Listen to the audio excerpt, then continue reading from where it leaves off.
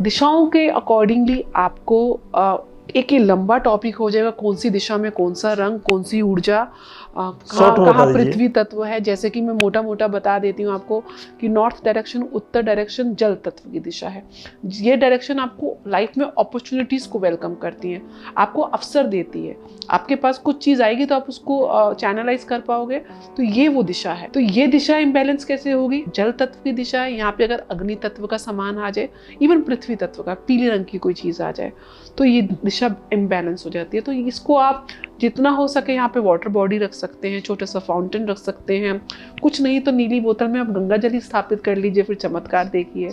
यहाँ पे आप मनी प्लांट नीले रंग की बोतल में रख सकते हैं, उससे आपको प्रोस्पेरिटी और ग्रोथ मिलेगी।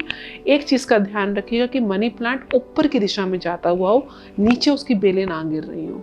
जितना आप ऊपर की तरफ, आप हाइट की तरफ, आपको जीवन का ग्राफ ऊपर लेके जाना। जी बिल्कुल। इसके बाद आती है ईस्ट डायरेक्शन। ईस्ट डायरेक्शन जहाँ पे सूर्य उदय होते हैं, सूर्य की डायरेक्शन है।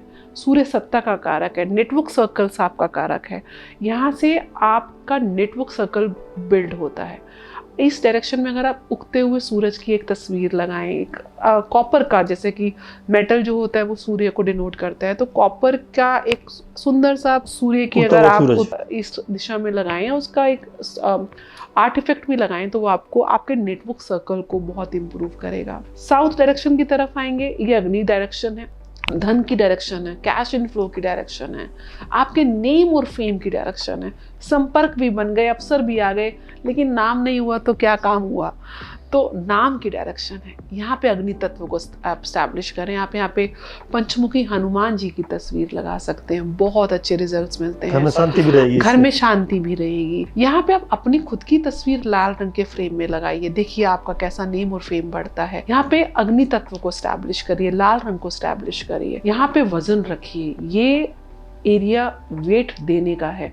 नॉर्थ ईस्ट में वेट कम रखना है, आप कबर्ड रख सकते हैं यहाँ पे। इवन अपना धन स्थान भी इस डायरेक्शन में आप साउथ ईस्ट में बना सकते हैं, उसके लिए भी ये डायरेक्शन अच्छी है। बट जो आपके लॉकर का मुंह है वो नॉर्थ की तरफ खुलना चाहिए। तो इस दिशा में नीला तत्व नहीं होना चाहिए, वो एंटी तत्व हो जाता है। तो यहाँ पे अग्नि के तत्व को, लाल रंग को आप स्टैब्लिश करें। पश्चिम दिशा में आते हैं। पश्चिम दिशा is all about, we said west is best without any doubt. West is the direction of profits and gains. सब कुछ भी होने के बाद अगर वो गेन्स और प्रॉफिट्स में कन्वर्ट नहीं हुआ तो सब व्यर्थ है। तो यहाँ पे हरा रंग नहीं होना चाहिए, यहाँ पे लाल रंग भी नहीं होना, यहाँ नीला रंग हो। सफेद रंग बहुत अच्छा है पश्चिम दिशा के लिए। तो ये हमें एक तो निर्धारित करना है कि हमारा घर की एंट्रेंस कौन सी डायरेक्शन की फेसिंग है, उसके अकॉर्डिंगली हम उस तत्व को वहां डालेंगे और एंटी तत्व को हटाएंगे। घर के एंट्रेंस को बहुत सुव्यवस्थित रखेंगे, बहुत सजा के रखेंगे। मान लीजिए अगर आप जूता चप्पल बाहर रखते हैं तो प्रॉपर रैक हो, बिखरे ना हो। घर के अंदर भी कई बार हम देखते हैं कोई जूता वहां पड़ा है, कोई सामान वहां पड़ा है।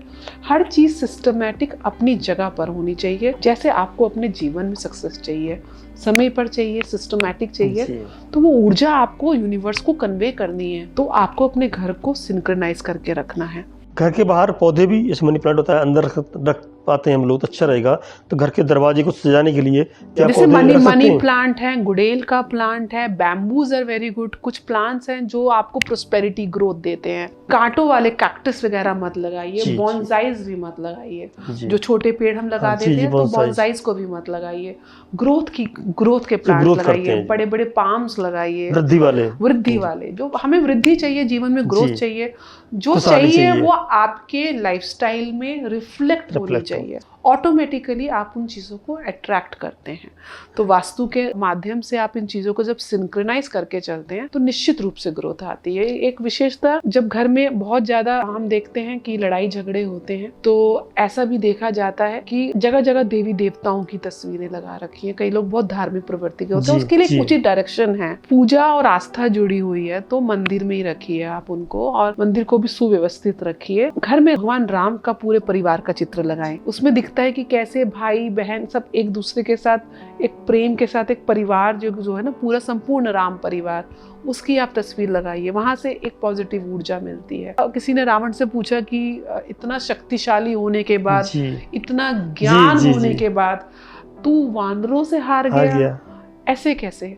तो उसने बोला क्योंकि मेरे पास विभीषण था और राम के पास लक्ष्मण था। जी, यानी कि भाई भाई का प्यार, जो आज संपत्ति का विवाद हो जी, रहा है, जी, कहीं जी।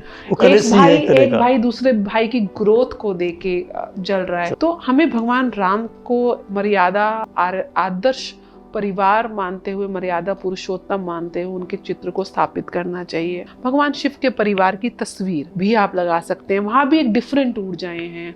एक तरफ बैल है, एक तरफ सर्प है, एक तरफ मूषक है, एक तरफ मोर है। तो ये बड़ी डिफरेंट ऊर्जाएं, कैसे इतने प्रेम, एक तरफ माता का शेर है, लंबा हो जाएगा मेरे पास तो, हाँ, वो तो है। यानी कि आप ये तस्वीरें लगा के इनकी सकारात्मक। लास्ट में चलते चलते इस विषय पर दीपक का कहाँ पे स्थान होना चाहिए? दीपक जलाते हैं जी मंदिर में, वो कहाँ मानते हैं? घर के बाहर, मंदिर घर के बाहर दीपक, एक तो अगर आपको डेली जलाना है तो आप मंदिर में तो जलाते ही जलाते हैं। एक दिशा और है जहाँ मैं समझती हूँ नियमित रूप से हमको संध्या काल में दीपक जलानी चाहिए। वो दिशा है दक्षिण दिशा। दक्षिण दिशा यम की दिशा होती है, पितरों की दिशा होती है।